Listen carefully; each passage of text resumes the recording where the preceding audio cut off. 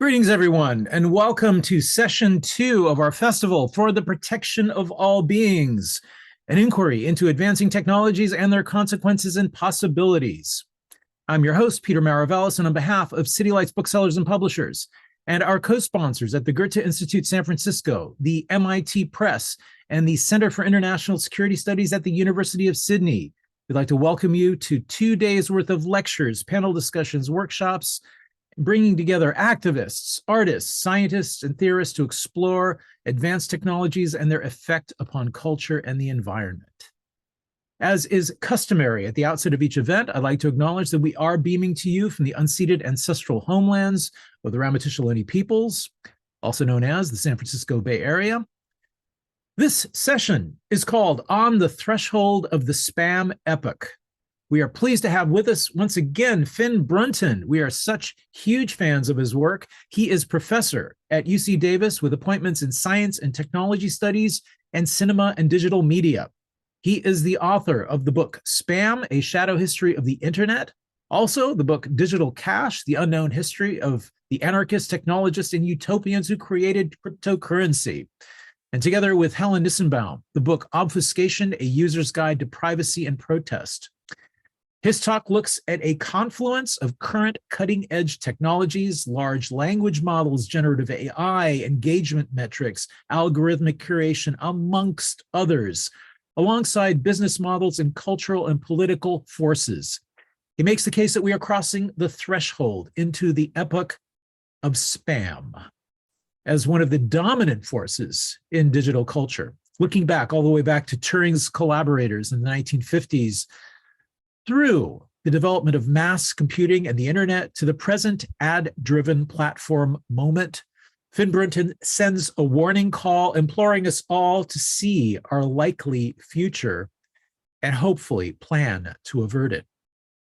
So please join us now in offering a warm welcome to Finn Brunton.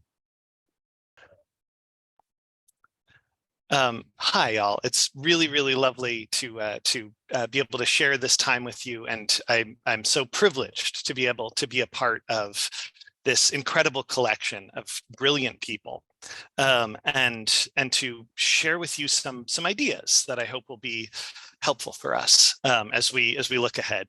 So I'm going to start by sharing this set of slides that I have made for us today. There we go.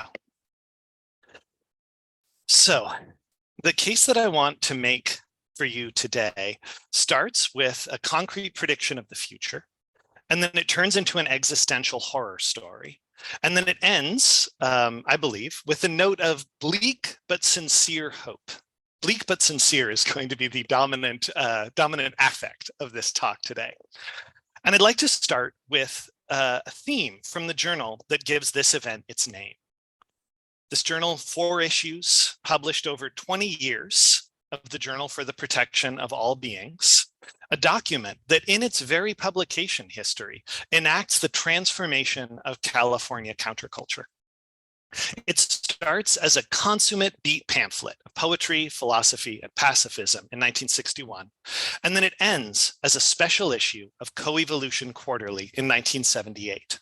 This is Stuart Brand's magazine, after the Whole Earth catalog. This is a vector for the transition from counterculture to cyberculture, to take the language from Fred Turner, the wonderful scholar who will be speaking after me in this series today. So this issue is one of the key transition points in between these kind of 2 moments in the counterculture of California. 2 issues later, in this same magazine, in the Coevolution Quarterly, there's a whole section about personal computer networks, the hot new thing, the interesting new tool.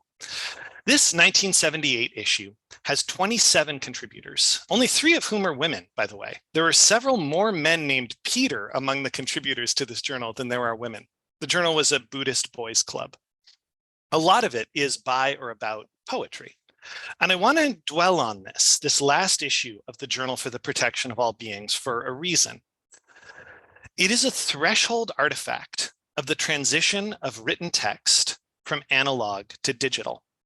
It looks back at various deep times of language, real and imagined, from Sanskrit translation to anthropological field work on the languages, songs, and stories of indigenous peoples, to non-human communication among whales and dolphins. It identifies language with ecology, with biodiversity and resilience. The topics are all of a piece. 4 issues after this special issue of Coevolution Quarterly, which is to say, like within less than a year, there's an article that collects the slang that is emerging on ARPANET, the predecessor of the technologies and protocols that would become the internet. The article that will become a book, the first book devoted entirely to online slang and jargon. Indeed, I think the first book devoted at all to those subjects. The magazine's publisher, the group that ran and published Coevolution Quarterly, was within a few years of spinning off new publications devoted to software. This is to say, they were already gathering the new language that was native to digital text, to written symbols stored as stripes of magnetic variants on tapes and hard drives, and rendered as phosphor dots, and manipulated by entirely new sets of tools, and available as an entirely new kind of resource. This issue can be put alongside Magellan, which I should be able to access. Sorry, I'm having a little moment here where the wrong things are like selected. So I should be able, there we go. Now I have it. So that issue, the last issue of the Journal for the Protection of All Beings in Coevolution Quarterly, can be put alongside Magellan, the never completed film by the experimental filmmaker Hollis Frampton, which would try to encompass the whole world of the moving image in a vast 36-hour film cycle that would end with film of digital text on the monitor of a computer. Because Frampton knew that's where it was headed, where the historical arc of the filmed moving image began to transition into something else. The camera would behold the image that marked its end. This is a sample of the code in a weird house version of a language called Fortran that Hollis Frampton was using to create beautiful geometric patterns on the mainframe computer at Buffalo in the late 1970s, just around the time the final issue of the Journal for the Protection of All Beings came out. So hold this thought in mind, this moment of transition between analog and digital text. So, finding my notes. 10 years ago now, I wrote a book about the history of spam, as Peter very graciously mentioned. Like virtually all books, in fact, like virtually all text that has been written by humans to date, it has 2 audiences of readers, people and machines. For the people, it was a book about community and attention. It chronicled the history of the internet as largely determined by the struggle against spam, a continuous arms race that described the difference between how humans see text and how machines see text.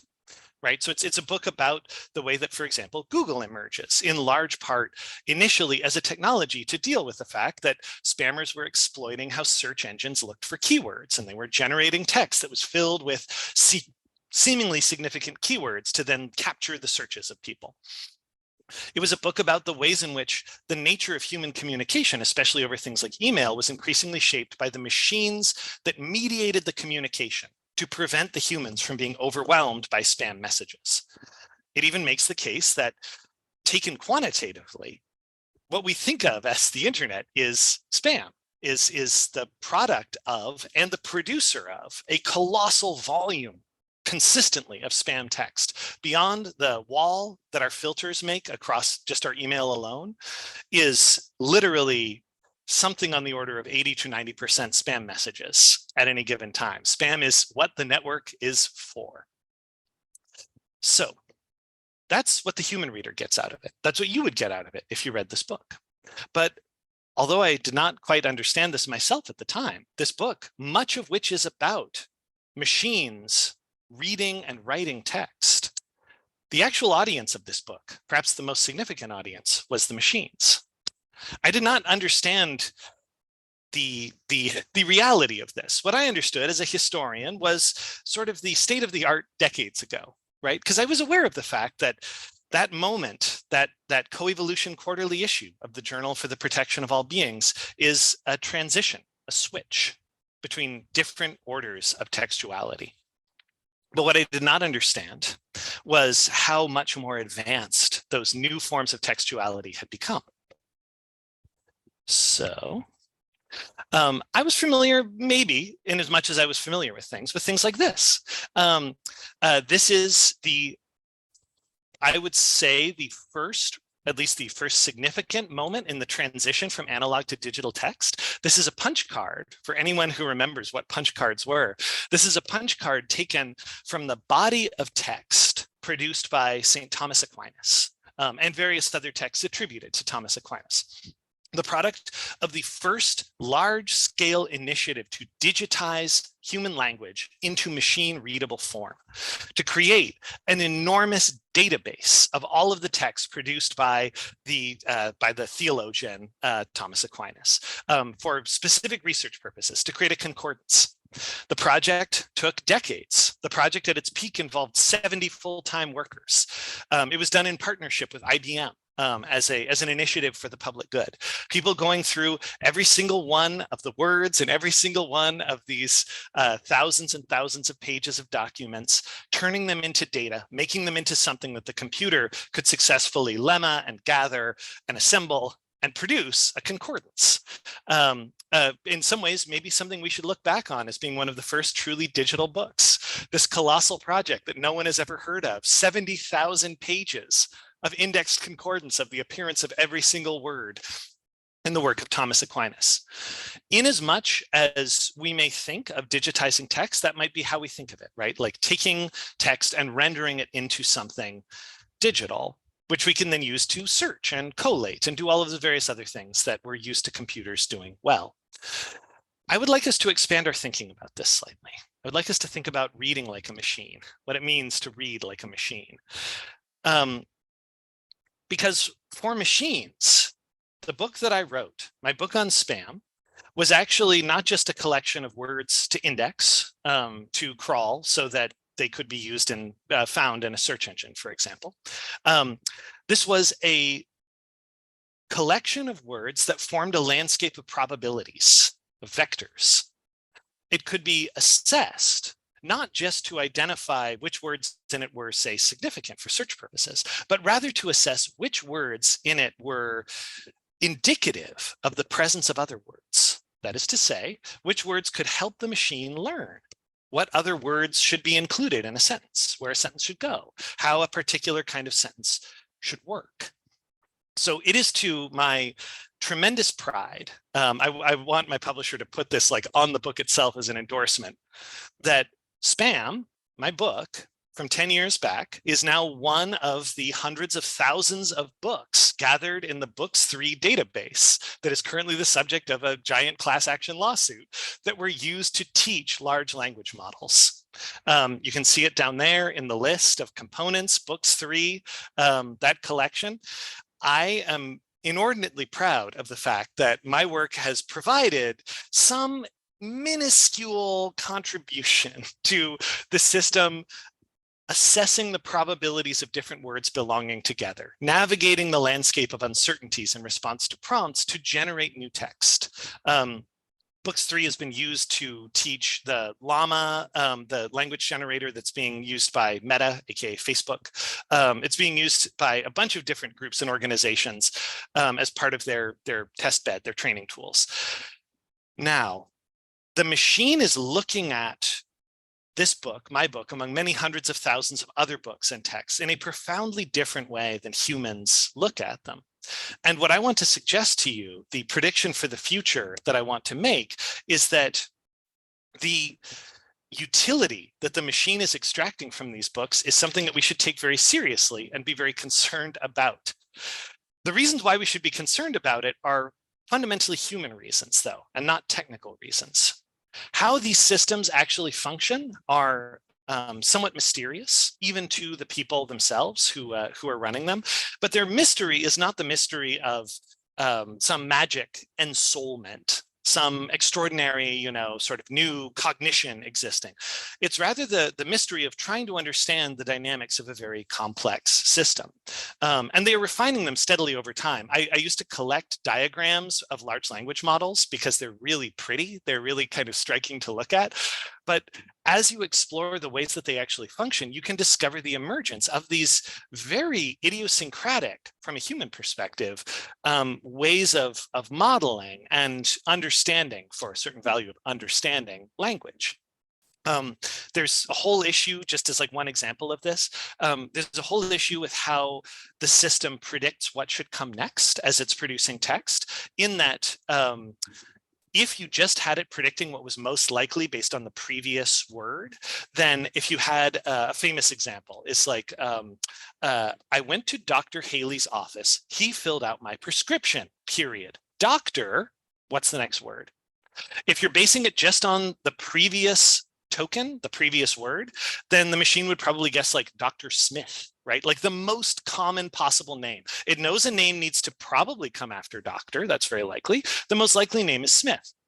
What we now see people adopting in the sort of the current state of the art, and even this is now a little bit old, is these amazing tools. They all have wonderful names. These amazing tools that have names like attention heads, right? Like a head as in like a reader that's moving back and forth, like a head on a tape player.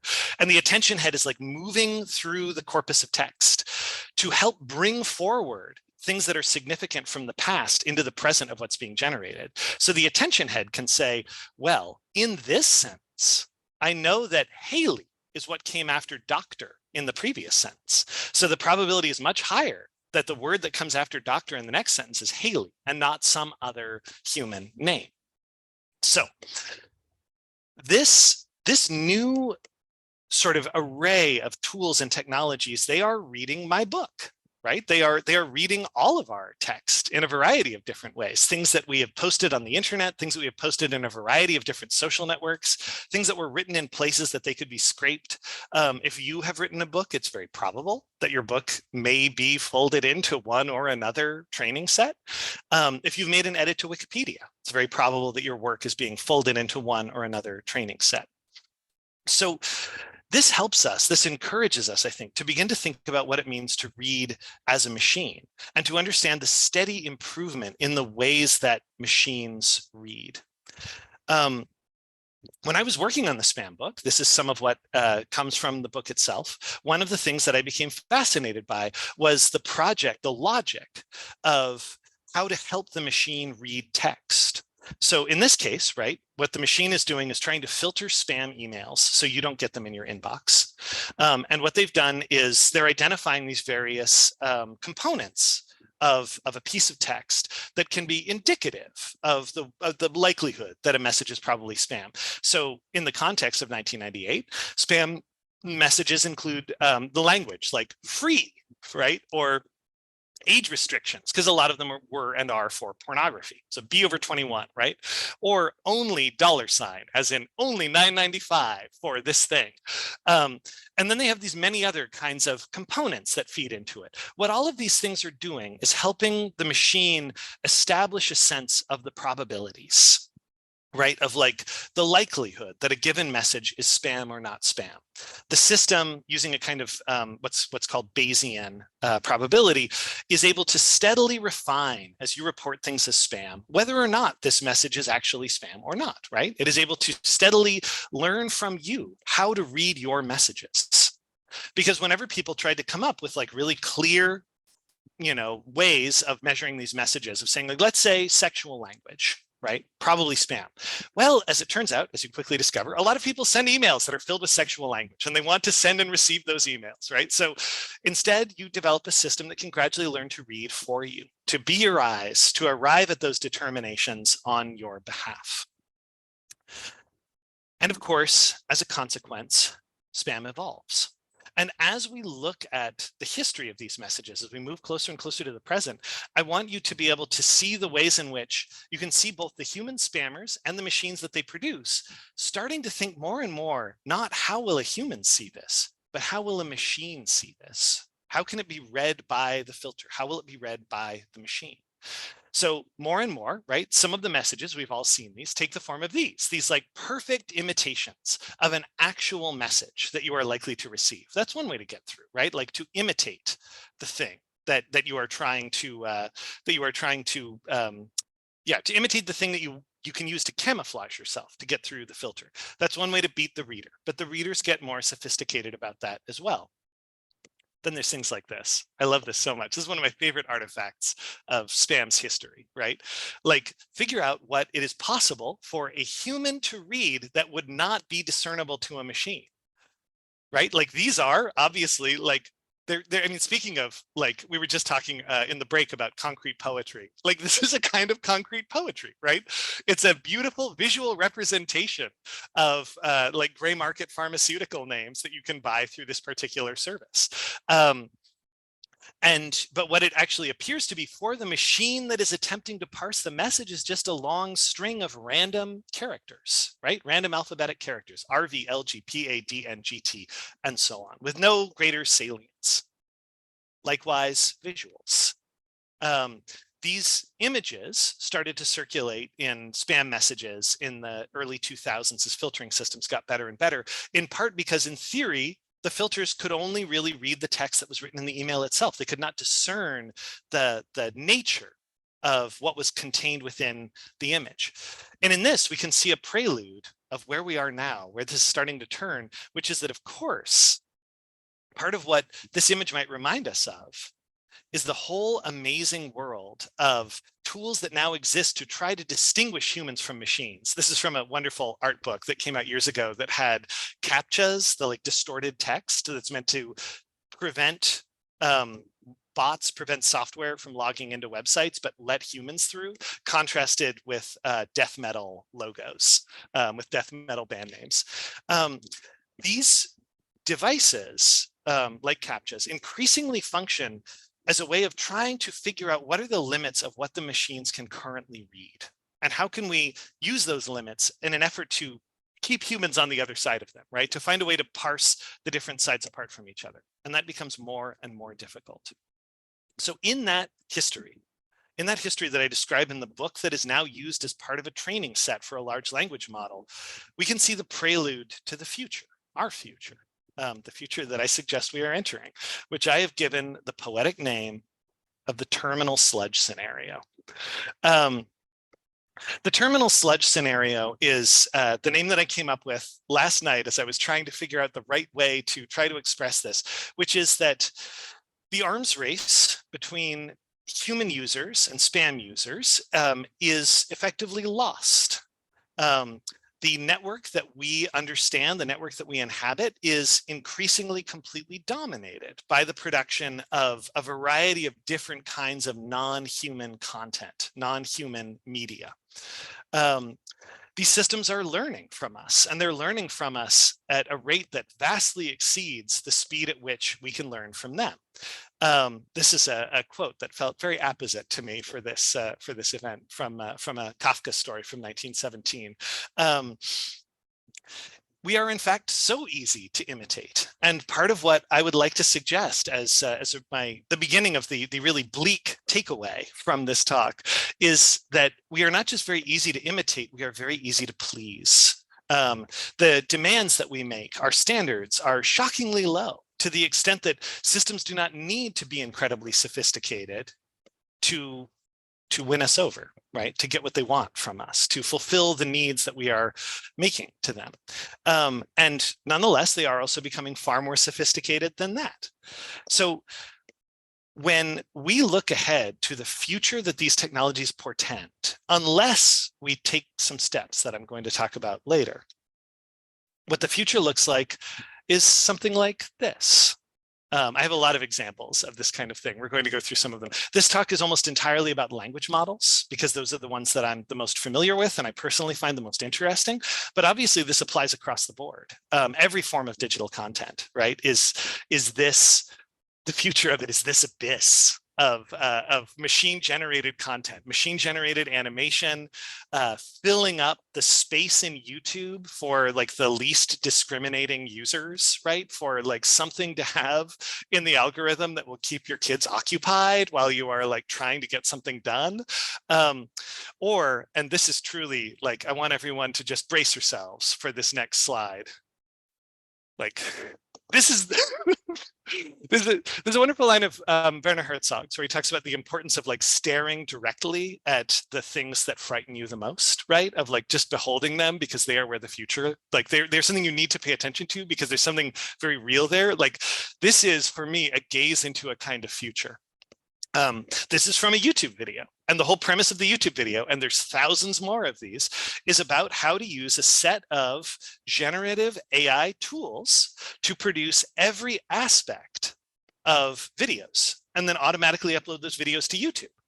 And then, of course, you put ads on those videos. You get revenue from those videos.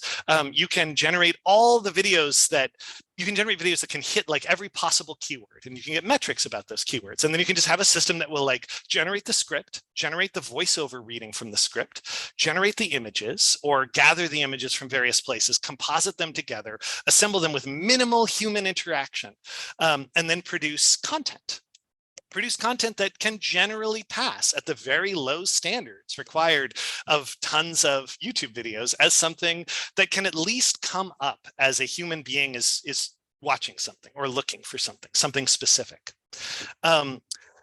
This is, I would argue, the future.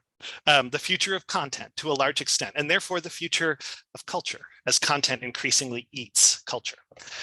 There are some people that I want to highlight who I think were really cognizant of this future, including this guy that almost no one has ever heard of in my experience. Philip Parker. He is a professor of management science in France. He's an American economist. I believe that Philip Parker is one of the most interesting authors of the 21st century. I assert that Parker has actually thought ahead and seen where things were going in ways that not a lot of other people have. You may say, okay, so who is this Philip Parker? What has he produced? Why is he so interesting? Well, he is the author of a book, a medical book, source book on muscular dystrophy. He's also the author of a medical book on obesity. You may say, wow, that's kind of remarkable that an author can have such an array of different skills, like when looking at medicine, for example. But not just that, he's the author of the authoritative timeline history of candles.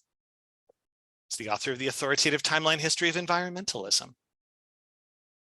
He's the author of the 2007 to 2012 World Outlook for Mechanical Pencils. He's the author of many, many more books. Many more books, hundreds of thousands of books, in fact. So obviously, it's not that Parker is writing these. It's rather that Parker, very early on, in the early 2000s, developed toolkits for writing books. And not so much even for writing books as for creating entries for the existence of books. And then if anyone pulled the trigger on a single book, the system would automatically produce it. The system would gather it out of a slew of scraped internet sources, assemble it together, patch it into place. This isn't even particularly taking advantage of generative AI, which did not exist for much of the period that Parker was creating these documents, but rather even simpler, cruder systems. And yet they worked. They did not work in the sense that they produced, quality, insightful books about travel and tourism in Australia, much less environmentalism or muscular dystrophy, but that rather they were able to generate sufficiently plausible data at a sufficiently low standard to pass muster for certain kinds of purposes, for which selling even a single copy was a win, because the actual existence of the copies costs $0 and 0 cents of money or time or effort. So in this way, part of what Parker really points us to, part of what those categories of YouTube videos point us to, part of what we can begin to see around us is the marvelously low standards of success. this is a theme that we're going to come back to, the incredibly low standards required of success for these projects. But that's just content. That's just producing content, things to read, things to watch, things to look at. What about interaction? These are all screen grabs, by the way, from 2001. They are some of my favorite interface details. So this same distressing realization, the unbelievable lowness of our standards, also obtains for interaction. I don't know how many of you remember this. This is one of my favorite, and by favorite, I mean most bleak examples of internet culture. Ashley Madison. They had a relatively short-lived mid-20-teens heyday as it suggests, a dating site for people who want to have extramarital affairs, right? That was the specific premise of Ashley Madison, was that you would sign in, you would create an account, and then you would meet other people who wanted to cheat on their partners, and then you could have sex with them. This was the premise of the site. There's a bunch of reasons why this site doesn't exist anymore, but the most prominent of them was that they were hacked. They were hacked in the mid-20-teens, and the threat was made that they needed to shut down, or all of their information, including all of their customer information, user profiles, all the rest of it would be dropped online, right? Would be released to the public. This, in fact, happened. And what it revealed was something that a lot of people who studied this network had already suspected, which is that the audience for a website in which you can meet other people for extramarital affairs was overwhelmingly male. It's almost all men, something on the order of 95%. So if you want to keep your website afloat and it's all married men looking to cheat on their partners and there's no one else in the room, how do you make that work? How do you make any money? How does this function? The way that it functions is that you make money through the men trying to interact with the women they are attempting to pick up, right? So they pay for messages, they pay for electronic gifts, the usual garbage. So what you do is you have the man. Oh, have they come back? Oh, that's I need to see how they've come back, because that's presumably dreadful. So I'm looking in the chat where someone has just mentioned that, yeah, because they were down for a while, and I cannot wait to find out who bought their IP to try to bring them back. But the way in which you actually make this business function is that once the men create a profile, they get these collections of they say that they're men looking for women. They get these collections of women with various stats about them. And then shortly after the men create profiles, a woman reaches out to them. The way in which you reply to this message involves paying some money to Ashley Madison. Now, you all know where this is going. You can all guess where this is going. There are no women on the site. What the men are actually interacting with are crude chatbots. In the internal language of the site, they were called angels, which is such a depressing thing to think about. They were called angels, and these crude chatbots produce a simulation of human interaction.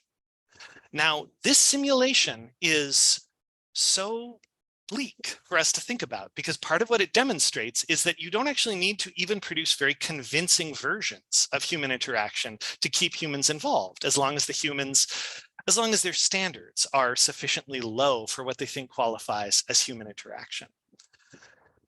This lesson that we can learn from Ashley Madison spills over into politics. It spills over into other areas. To our great detriment, I think one of the sort of great political tacticians of our age is Steve Bannon, the fascist propagandist on behalf of Trump, who wants to create a white ethno-state. But Bannon understands a lot about how to exploit the current media landscape. And the dominant phrase of his approach to media tactics is this, right? You don't necessarily have to win people over with your message. You flood the zone with shit, right? That's how you compete. Like, you flood the media with confusing stories. Everything happens too fast. It becomes increasingly difficult to figure out what is actually going on.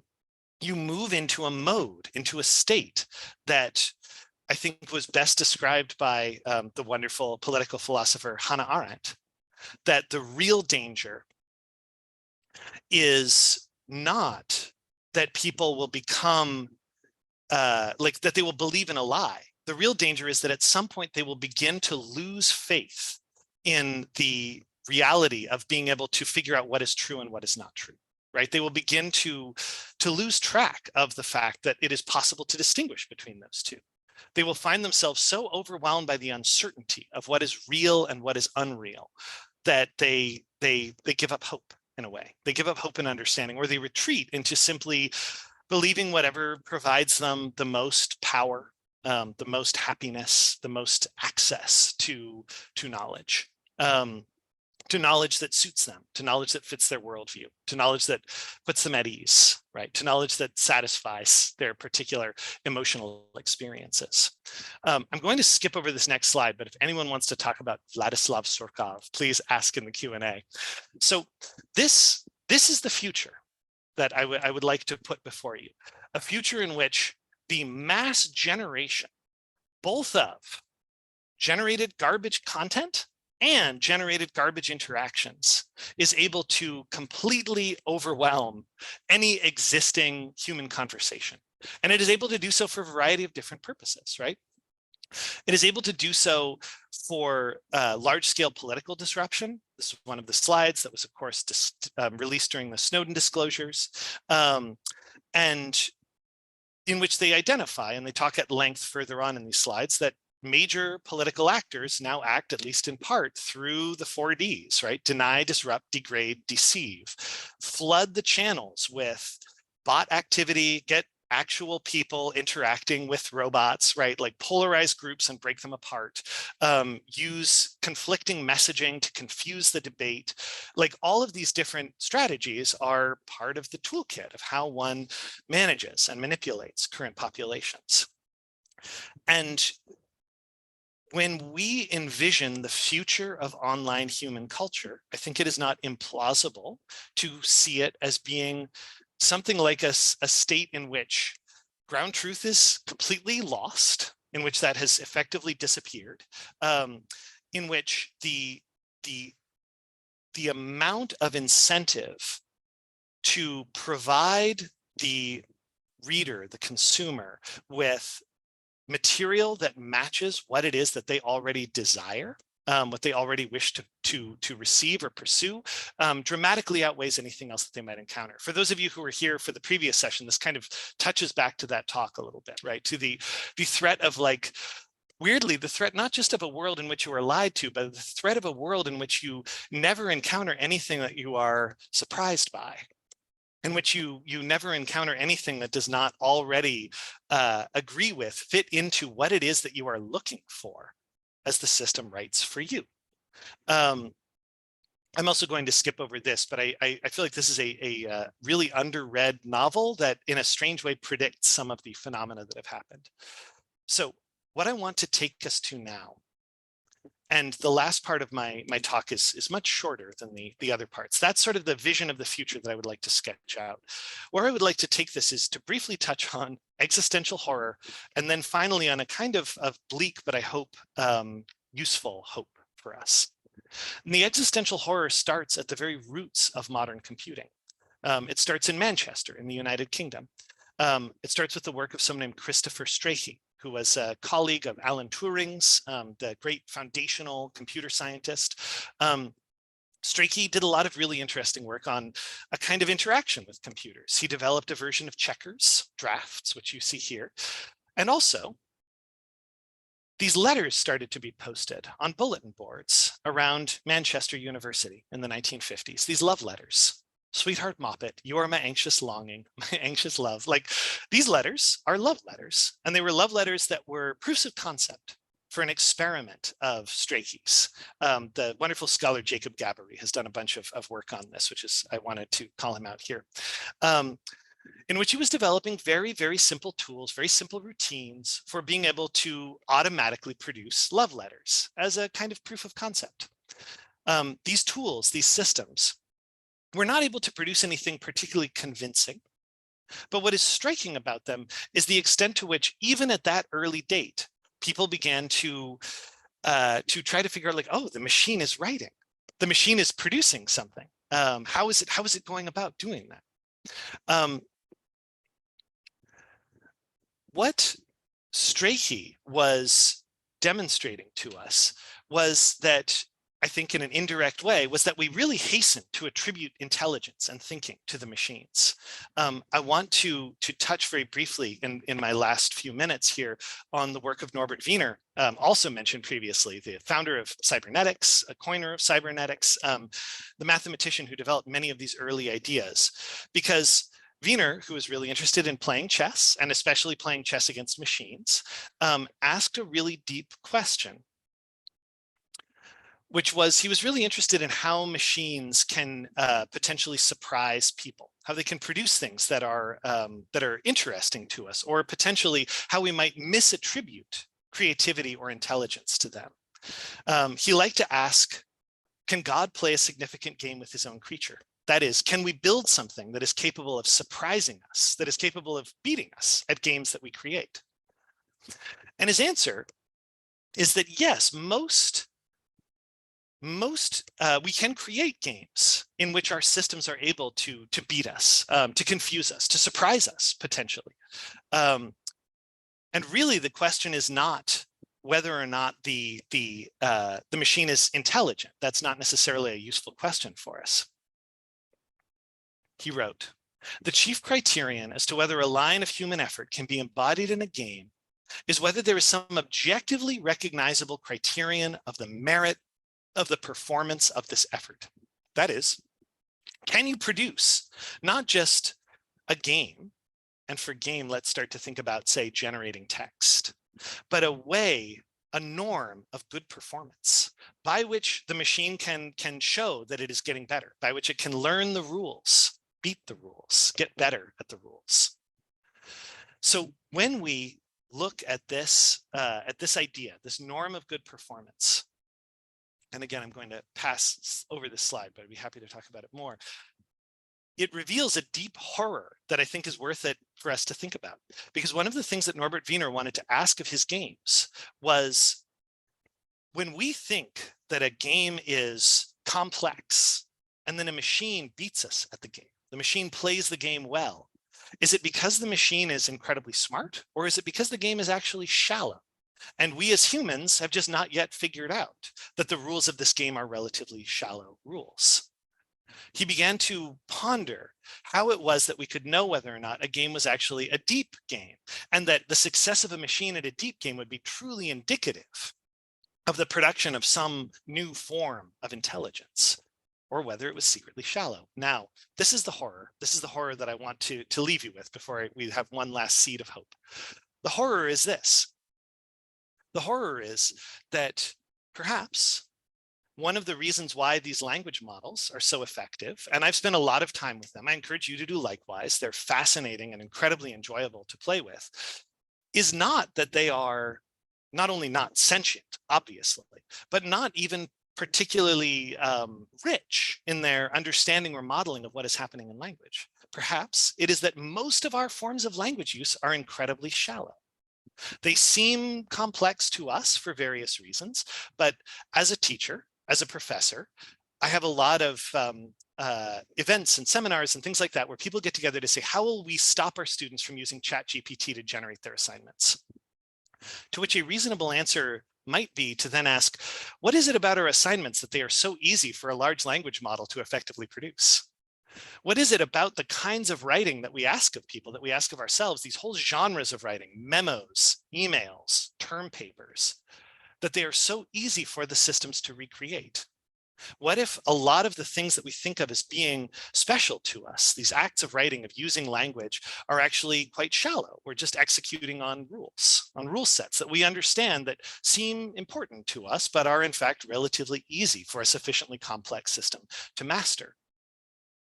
And this is what I want to close with. This is the seed of hope in all of this, which is that perhaps what we can learn from the success of large language models is not that the machines are becoming intelligent in some way, right? Not that they're becoming sentient, which I would suspect is something that we find so seductive to think about, so exciting to think about, because we want to believe that if a machine can do things we think of as smart, that's a sign that it's getting closer to us, because we think of ourselves as smart, right? Because we want to say like, well, of course, it's starting to get good at this thing that we valorize in ourselves. So therefore, it must be heading in our direction, rather than perhaps that it is revealing to us that those things are not particularly complex, not particularly special.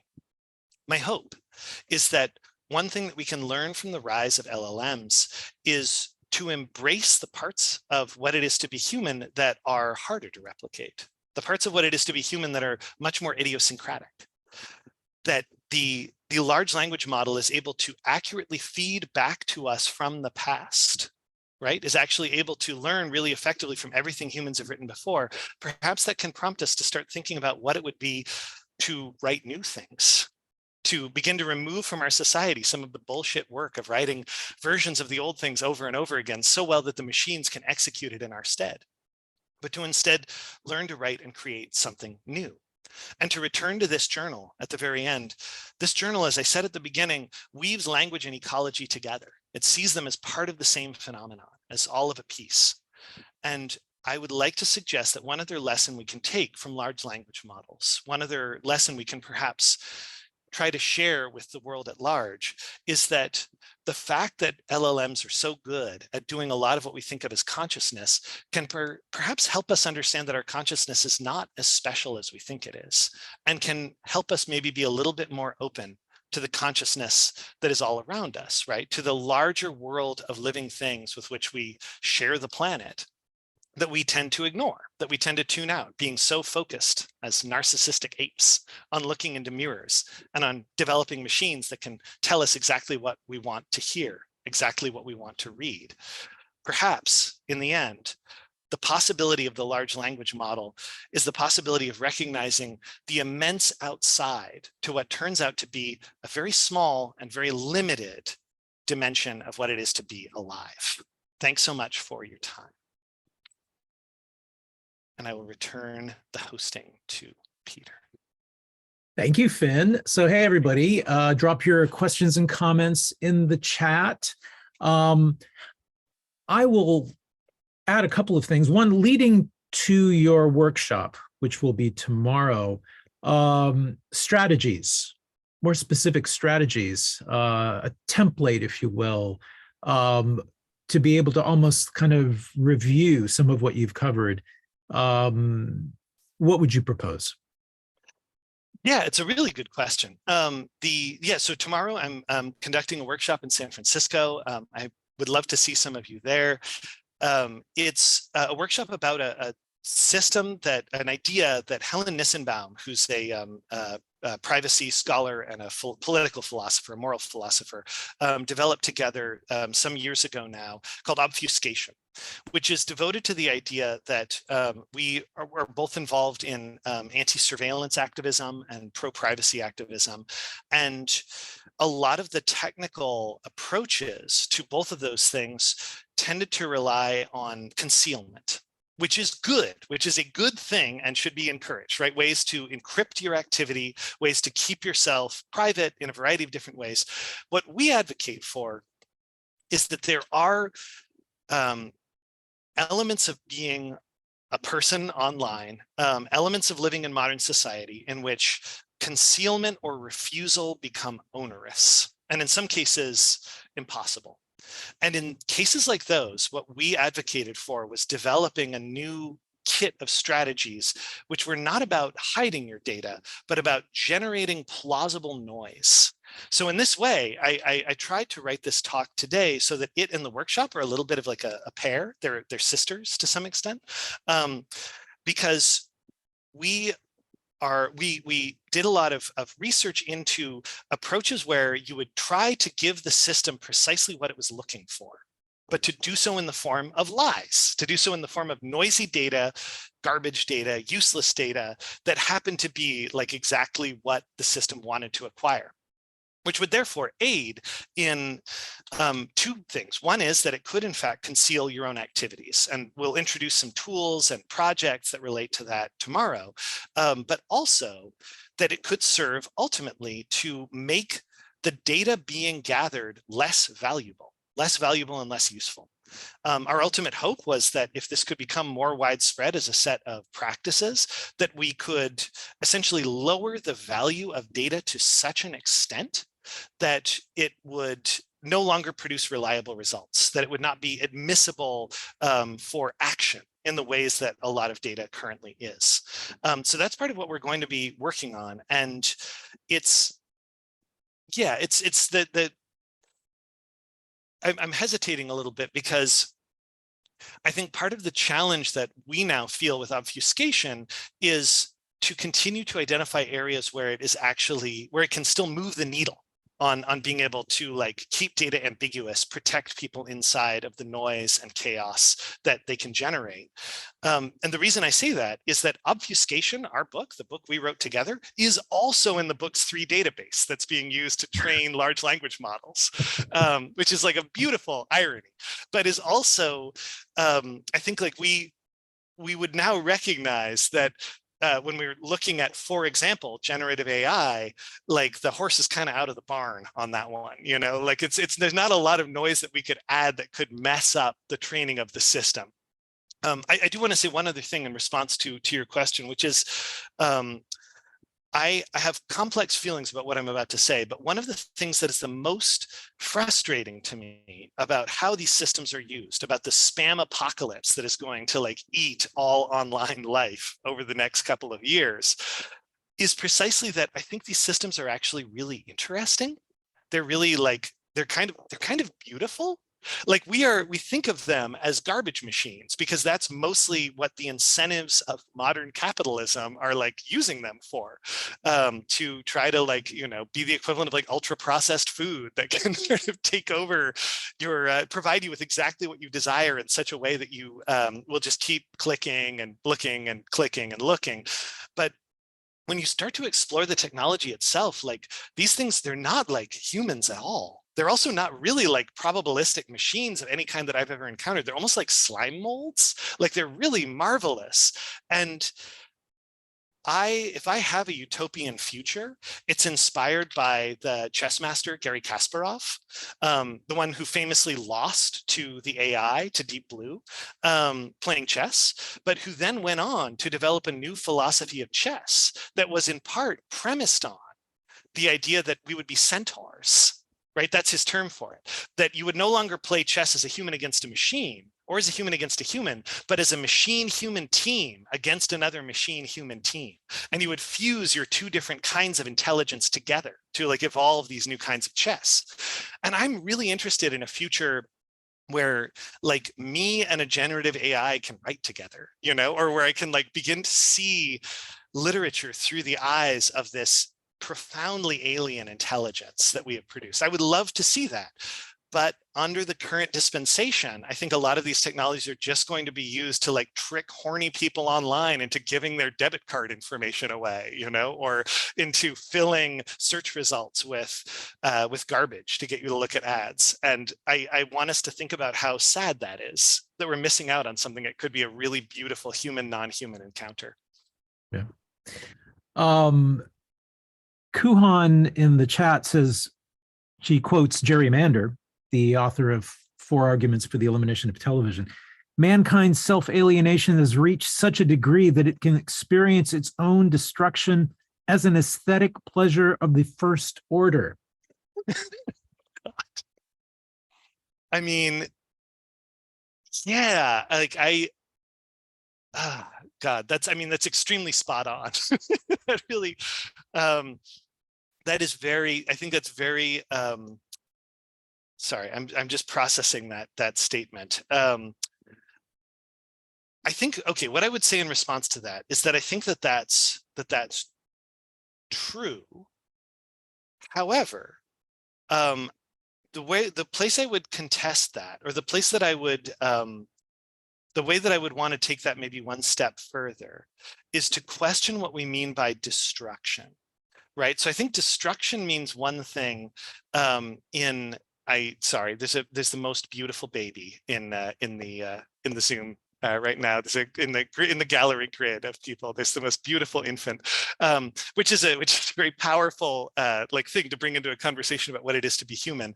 I would suggest that the most dystopian version of this is the one that Mander's quote speaks to, right? Which is something that we can see in perhaps like the sort of sick sublime of nuclear war, right? The prospect of the entrancement that humans feel with the idea that they could destroy themselves, that we could destroy ourselves.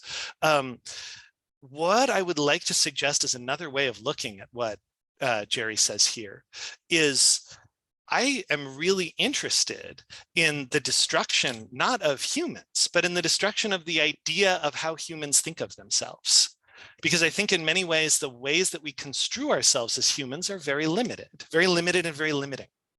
And the ways that we want to place limits and boundaries on what we understand humanity to be is very limited. I suspect that the most, for me, positive and historically utopian movement in our contemporary technologies are the ways in which they shake up our concepts of what it is to be human, of what is human about us. The ways in which, as one of my students who's a computer scientist likes to say, like, working with LLMs has made me realize that writing essays is a part of me, like writing essays for school, right? Writing essays for grades is a part of me that I think of as deeply human, but maybe it's actually something that's much more automatic and machine-like. And the part of me that's really human is the part that wants to go swimming, and the part that like spontaneously dances when it hears music, right? And the part of me that wants to like make dinner for my friends, you know, like, and these are the things that I think of as being like my hobbies, but maybe they're the part of me that is the most what it is to be me. So that's my thought about that. I think it's a very salient quote, but I think the destruction of mankind is potentially a very liberating moment, a very liberating event. And we have reached the top of the hour, and I can't think of a better way to cap it up with that last statement. Thank you, Finn. I mean, it's always a pleasure, having you with us. And I want to remind everyone, please check out Finn's books. We posted links in the chat with which you may purchase them. I've also posted links to his website, so if you want to keep up on what he's doing. Also, please check out the workshop tomorrow. It's titled Understanding Obfuscation, Surveillance, Escape, and Making Noise. It is free to the public. It's going to be down at the lab in the Mission District. It's 2948 16th Street near CAP. It takes place at 6 p.m., so do get there early. Our next session is scheduled for 2:30. It is, of course, the fabulous Fred Turner. His session is called Seeing Silicon Valley, the Place, Not the Myth. So we hope to see you all there. Take care, everyone. I could just plug, Fred's so great. Everyone hang around. Fred, rather come back to the other Zoom link. Fred is a delight. He's so much fun. He's a really interesting speaker, and he will change how you think about the history of Silicon Valley and the Bay Area. So come back for that.